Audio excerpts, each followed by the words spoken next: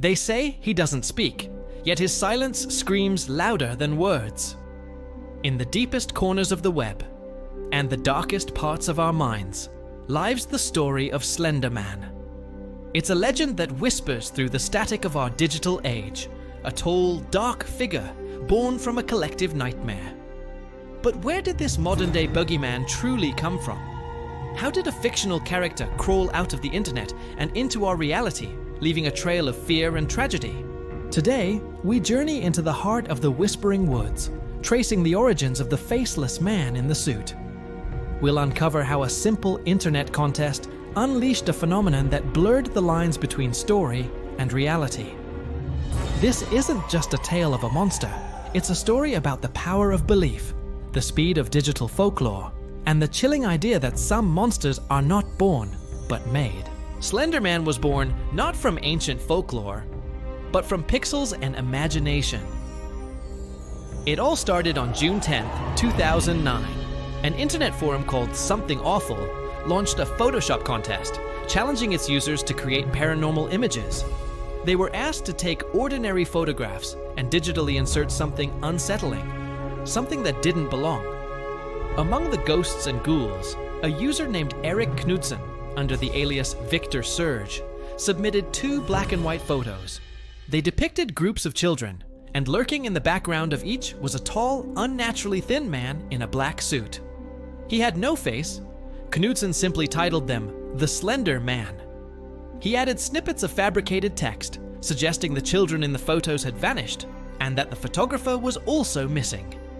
It was simple, subtle, and utterly terrifying. Unlike other monsters, Slenderman wasn't just a picture. He was a story waiting to be told.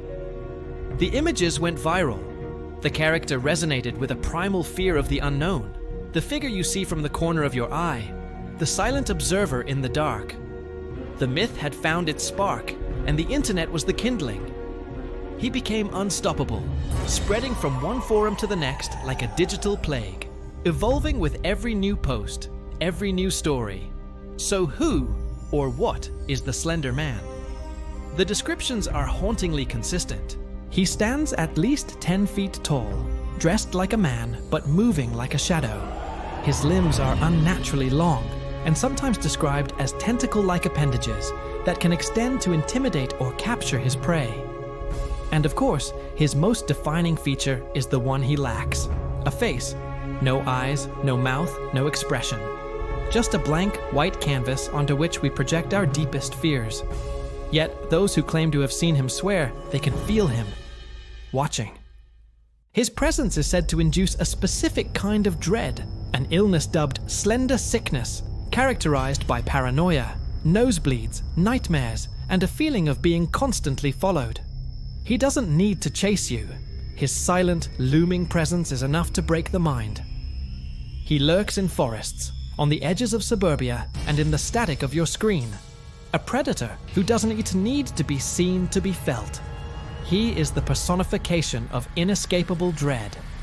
With the myth established, the stories spread like wildfire. Children disappearing near the woods became a common theme. Teenagers started claiming to see a faceless man in their dreams, or standing outside their window at night. Found footage-style web series like Marble Hornets gave him a voice, a motive, and a terrifyingly realistic context. Each new blog post, each creepypasta story, each chilling piece of fan art added another layer to the legend.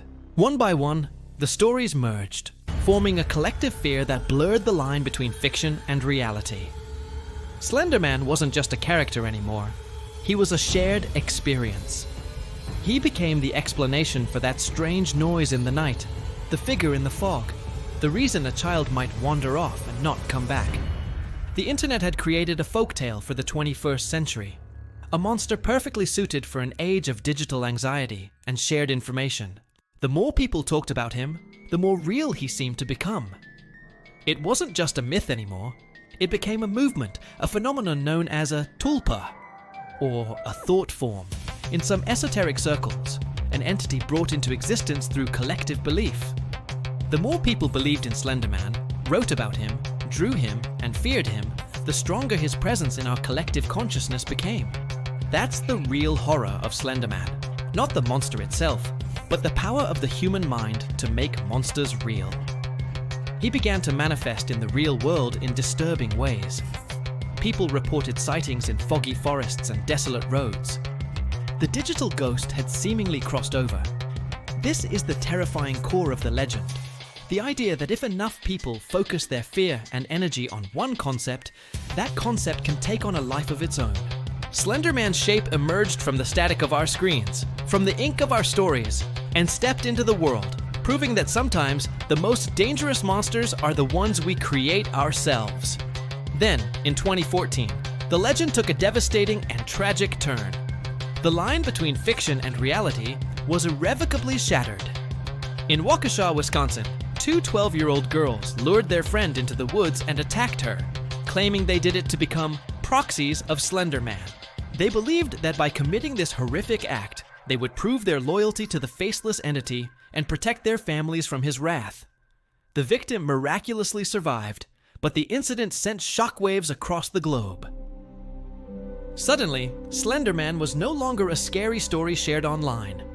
He was cited in a real-world act of violence. The case became a chilling study in how digital folklore can influence suggestible minds, a mirror reflecting how deep fear can crawl into the human psyche and distort a person's sense of right and wrong. It was a tragedy born from a meme, a stark reminder that the stories we tell, even the fictional ones, can have profound and terrifying consequences. It was no longer a game. Years have passed since the height of Slenderman's notoriety. The forums are quieter, the found footage series have ended, and the initial panic has subsided, but the shadow still lingers. The legend of the tall, faceless man has been absorbed into our modern culture, becoming a permanent fixture in the pantheon of horror icons. He represents a uniquely modern fear, the fear of the digital unknown, of viral ideas that can take on a life of their own. Whether you believe he's a thought form given life, or simply a testament to the power of storytelling, one thing is certain. He waits in the silence between dreams and nightmares, in the dark woods at the edge of town, and in the static of a forgotten web page. Because some stories don't die, they just learn how to hide. They become a part of our collective subconscious, waiting for the right moment, the right fear to re-emerge. So the next time you're walking alone at night and you see a tall shadow stretching just a little too long, a little too thin, don't look too long. He might be looking back. Thank you for joining us on this journey into the darkness. If you find these stories as fascinating as we do, please consider liking this video and subscribing to our channel for more explorations into the myths and mysteries that haunt our world. Stay curious and stay safe.